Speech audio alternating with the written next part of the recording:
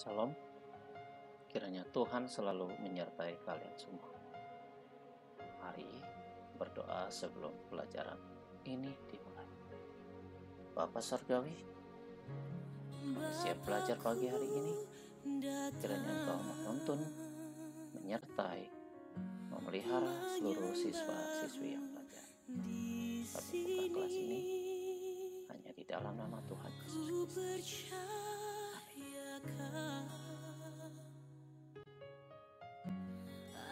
Uraian materi pelajaran. Ini adalah materi sambungan dari pelajaran kita sebelumnya.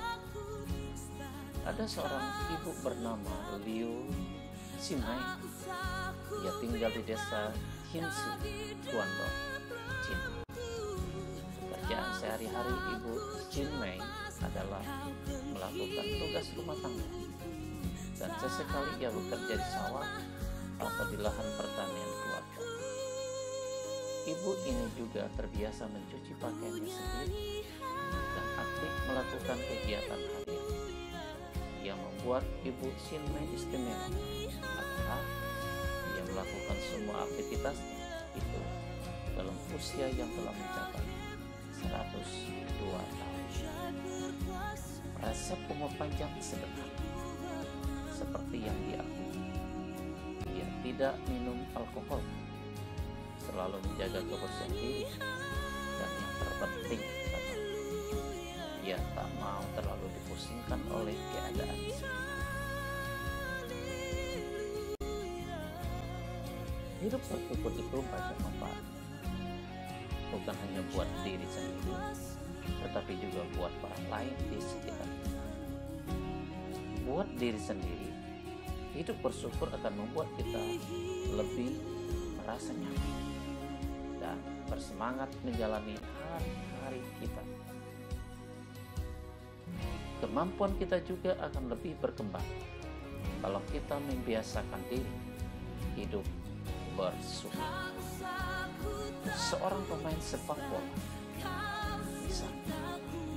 bisa bermain bagus di sebuah klub, tetapi sayangnya begitu ia pindah di klub yang lain, kemampuannya menurun drastis. Ternyata ia tidak merasa nyaman di klub barunya itu. Iri hati dengan rekan seklub, kecewa dengan pelatih, tidak puas dengan dia. Intinya, dia tak bisa bersyukur. Akibatnya, dia berlatih asal-asalan, tidak dengan sepenuh hati. Dan ketika bermain pun, jadinya tidak bersemangat. Kalau kemudian ia tidak bisa bermain baik sesuai kemampuan, sama halnya dengan seorang gadis remaja yang selalu merasa kurang dengan diri, kurang cantik, kurang pintar, badannya kurang tinggi, keluarganya kurang kaya, sehingga ia pun tidak bisa menjalani hari-harinya dengan gembira, selalu murung. Akibatnya, prestasinya di sekolah, terus kemampuannya di bidang lain juga tidak.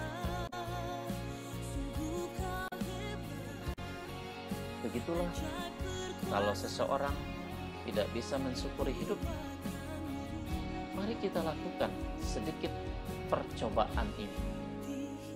Begitu bangun pagi, ungkapkan syukur dalam doa. Bersyukur atas udara yang dihirup, atas kicauan burung yang kita dengar, atas tubuh yang sehat, atas keluarga, teman, kesempatan bersekolah, dan banyak lagi hal-hal lainnya. Bersyukur boleh juga dilakukan ketika membereskan tempat tidur sambil bernyanyi atau bersiul-siul kecil. Begitu juga ketika mandi dan ketika membereskan tas sekolah.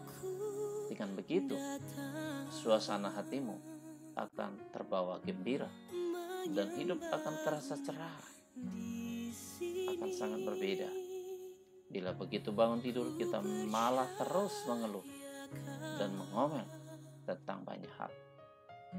Suasana hati kita juga akan terpengaruh menjadi negatif. Manfaat lain bersyukur adalah membuat hidup kita lebih sehat. Sudah sejak lama para ahli kedokteran menyetujui bahwa ada kaitan erat antara hidup sehat dengan hati yang gembira. Ada sebuah penelitian yang dilakukan terhadap orang usia lanjut.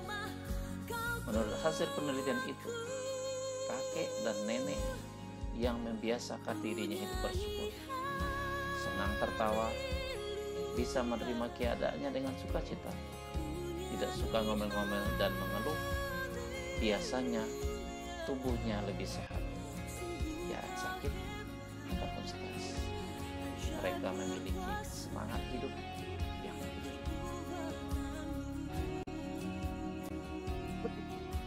Sama seperti yang diungkapkan dalam Amsal 17 ayat 22. Hati yang gembira adalah obat yang manjur, tetapi semangat yang patah mengeringkan tulang.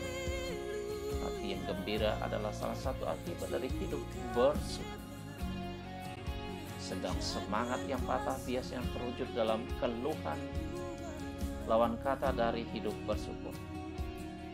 Jadi, artinya keluhan keputusasaan justru akan membuat hidup kita tambah berat.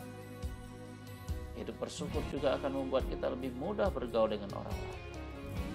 Bayangkan begini, kamu mempunyai teman yang suka mengeluh dan selalu marah-marah dan cemberut.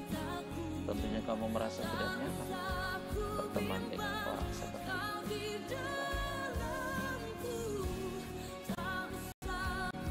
Akan berbeda kalau temanmu itu selalu berwajah ceria, kata-kata yang diucapkannya selalu dengan nada gembira, senyum dan tawa selalu menghiasi wajah. Kamu pasti akan merasa senang dan nyaman berteman dengannya. Begitu juga orang lain terhadap hati yang bersyukur akan membawa kegembiraan dalam hidup ini, dan kegembiraan itu akan menarik orang-orang untuk senang berteman.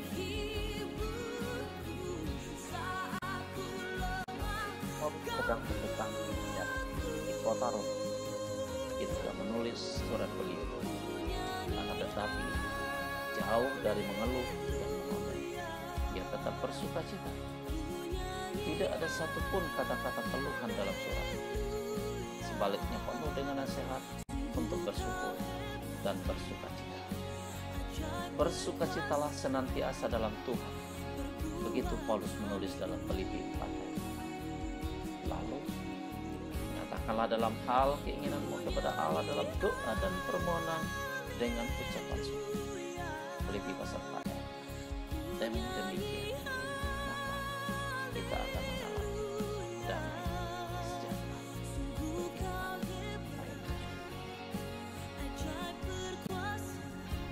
Dan sejahtera dalam bahasa Ibrani, shalom, bukan berarti hidup bebas dari kesulitan, tetapi ketika kita dapat merasakan ketenangan, ketentraman, dan sukacita sekalipun tengah dalam kesulitan dan masalah. Jadi, damai sejahtera itu terletak di dalam hati kita, bukan di luar diri kita, yaitu ketika kita bersyukur untuk segala apa yang terjadi dan kita hadapi dalam hidup ini. Mari kita lihat pada kehidupan Rasul Paulus. Sekalipun ia dipenjara, artinya secara fisik, ia juga mungkin sedang menderita, tetapi ia tetap tegar, tidak putus asa, dan terpenting, ia tidak kehilangan sukacita dan rasa syukur. Bahkan lebih dari itu, ia juga tetap bisa menjadi berkat bagi jemaat di Filipi, Efesus, dan Tesalonika melalui suratnya yang menghibur dan menguatkan jemaat itu dalam menghadapi masalah hidup mereka. Bahkan Rasul Paulus menulis, mengucap syukurlah dalam segala hal, sebab itu yang dikehendaki Allah di dalam Kristus Yesus bagi kami. 1 Tesalonika 5 ayat 18. Artinya, mengucap syukur tidaklah tergantung dari apa yang kita miliki, melainkan harus dilakukan dalam setiap keadaan, suka maupun duka, senang maupun sedih. C.S. Lewis, seorang penulis dari Inggris, mencatatkan bahwa seharusnya kita bersyukur untuk apapun yang kita alami. Bila memang itu adalah yang baik, kita bersyukur untuk itu. Namun, bila itu adalah yang tidak baik, kita pun bersyukur, karena dengan demikian kita dilatih untuk menjadi sabar, rendah hati, dan tidak menaruh harapan pada dunia, melainkan pada kehidupan surga. Ini dapat kita simpulkan betapa besar manfaat yang kita peroleh dari hidup beriman. Maka sangat baik kalau mulai dari sekarang kita membiasakan diri untuk selalu bersyukur. Tidak gampang, tapi pasti. Ingat, bersyukur itu adalah sikap hidup yang harus ditumbuhkan dan dipelihara. Tidak tergantung pada kondisi atau keadaan di luar diri kita. Kuncinya adalah kita mau, lalu kita berupaya untuk itu. Sekian pelajaran kita hari ini. Mari kita berdoa untuk mengakhiri sesi ini. Bapa di dalam nama Yesus, terima kasih buat penyertaan pemeliharaanmu selama kami belajar pada pagi hari. Kita mengakhiri pelajaran ini, kiranya Tuhan memberkati kami. Dalam nama Yesus kami berdoa. Amin. Shalom. Tuhan memberkati. Amin. Jangan lupa absen dan kerjakan.